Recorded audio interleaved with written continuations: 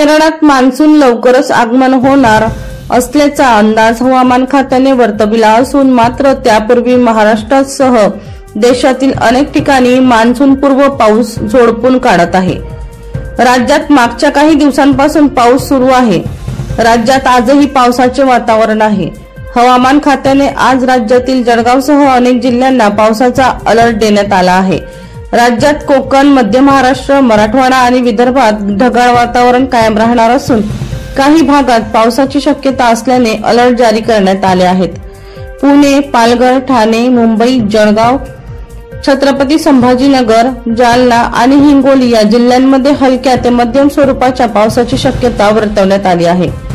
या भागांमध्ये आकाश ढगाळ राहणार असून दुपारच्या सुमारास विजांच्या कडकडाटासह पाऊस हजेरी लावण्याची शक्यता आहे।